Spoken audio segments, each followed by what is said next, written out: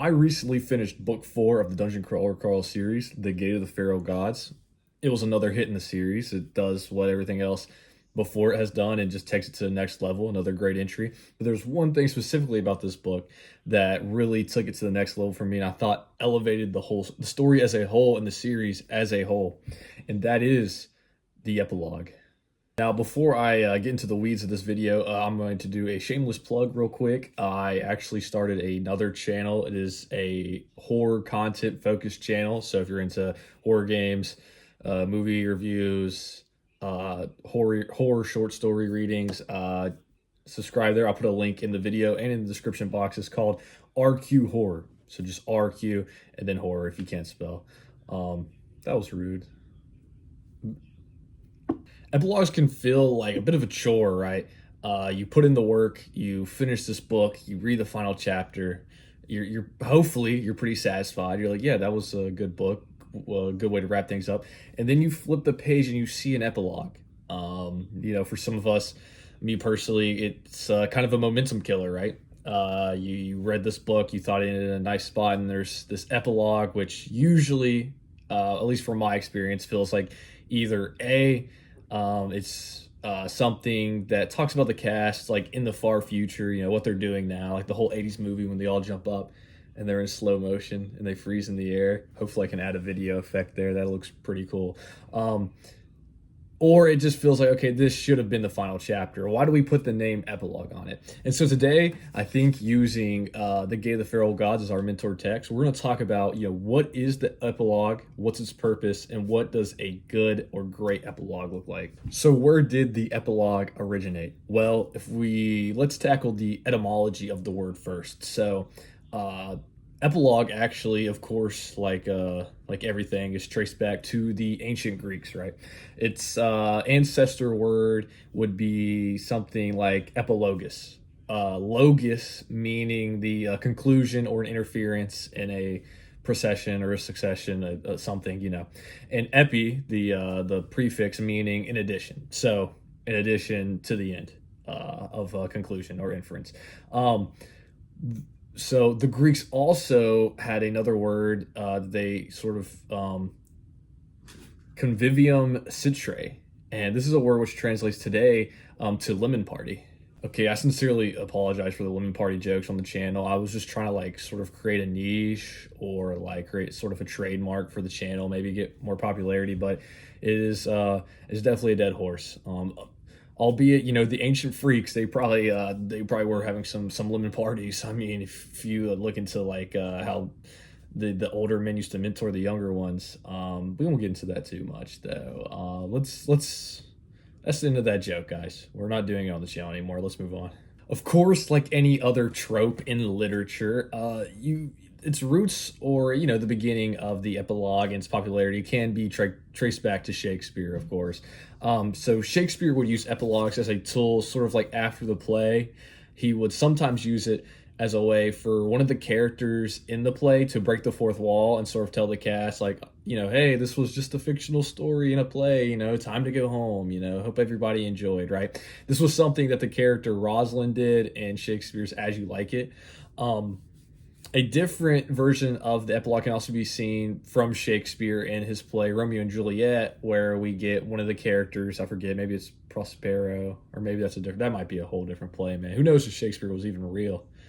But that character sort of talks about the setting of, or the royal court sort of, life after the pretty bleak conclusion to Romeo and Juliet's relationship. So that is maybe something you would see more in modern literature to this day, of an epilogue which jumps after the conclusion and is like, hey, this is how everybody is, dealing with what happened. But then again, from my opinion on that, my take is just make that the final chapter. I don't understand how, if there is a major time skip, then maybe you can argue, okay, we're calling it epilogue because it's taking place not in my original story's timeline, but still, in this case, couldn't it just work as the final act or whatever, But we know the origin of epilogues, so let's get to the big so of the video, right? What makes an epilogue necessary? Or a better question may be, what makes an epilogue great?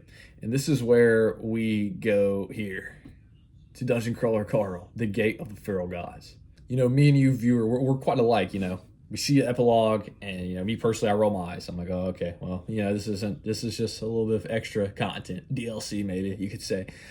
But in Gate of the Feral Gods, it would be amiss to not read the epilogue. I love the series so far. And, it took a long time debating, do I like book 3 more, Anarchist Cookbook? Do I like book 4 more, Gate of the Feral Gods? And then I read the Gate of the Feral Gods epilogue. And it was really the one thing from this book that piqued my interest the most. And I was like, I feel like every epilogue should be like this. It was that good that it might have put it as my favorite book in the series. So let's maybe talk specifically why that epilogue is, so great. Why does it work so well? Also, this is your spoiler warning. So if you don't care about spoilers, or you've been reading the series up to this point, or maybe you're past it, the epilogue in the Gate of the Feral Gods, we are put into the perspective of someone other than Carl. This may be the first time in the series, other than the Pineapple Cabaret epilogue type of deals at the end of the other books. I don't know if those are epilogues. I would just consider that extra chapters that Matt Dinniman had to write because of his the publishing deal. But in this one, right? So we sort of are flirted with this idea through the stories that Carl's ex-girlfriend and Princess Donut's former, mother or whatever, Beatrice, adopted mother. Might need to clarify that. We're sort of, as readers, intentionally left in the dark whether did she die or is she still alive? Because, as we know, Beatrice did not enter the dungeon, Carl and Donut. This is something that Carl has actually, us being in Carl's head, it's something that he's pondered or thought about, briefly, occasionally, like, is she still alive?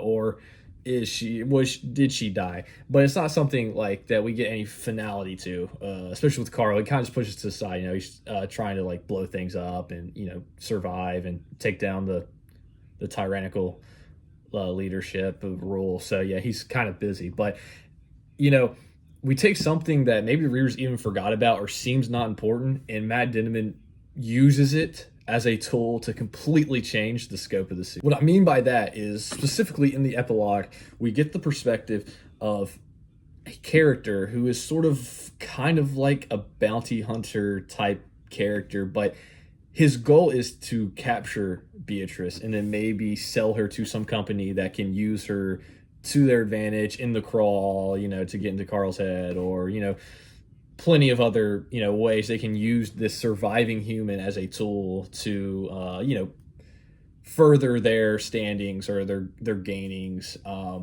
and eventually this character, our bounty hunter, gets assassinated by Odette's workers, and that's what happens. But what it means is that we get this sort of idea that there is these machinations happening outside of the crawl. That was hinting to us before, but now we're actually getting to see it play out. And we're getting an understanding of, another side to the crawl. We're getting the outside looking in. We've always got the inside looking out, right? Now we've got the outside looking in. And what that does is it takes the series and makes it something even grander and greater on scale, right? Because we get the idea of maybe Carl might not leave the crawl by the end of the dungeon or whatever. By the end of the series, I guess, is what I mean to say, But now that we get this sort of outside perspective, it's like taking this serious. It's like, okay, we're getting more of this global, the universal politics.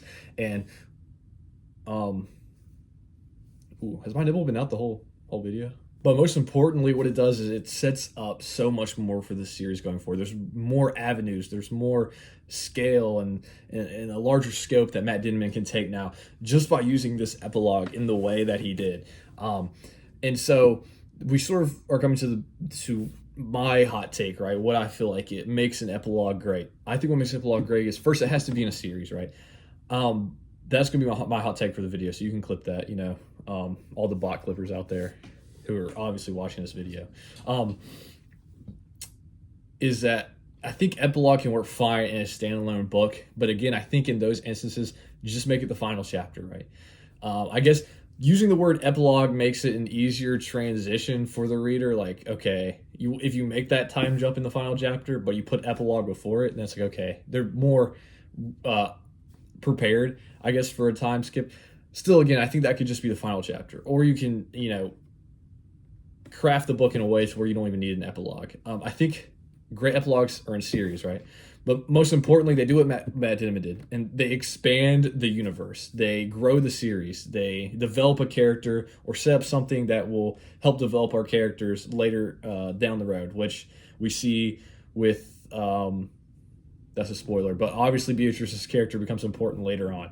Um, so what makes Epilogue great is when people do what Matt Dinniman did and basically accomplish what I just mentioned, right? They expand the series, they set things up, they set up the dominoes to be ready to be pushed down the line. That's what a great epilogue does.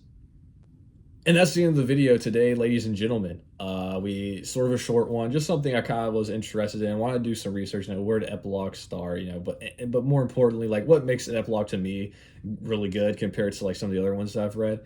Um, so yeah, that'll wrap it up. Again, I'm shameless plug the horror channel. If that's a genre that you're interested in, go give it a follow. And that's really it. So if you're interested maybe in watching some of my other Dungeon Crawler Carl videos, I think I have like one other one. I'll put them up here, up there, down there. They'll be everywhere. So yeah, thank you all for watching, and hopefully I'll see you soon.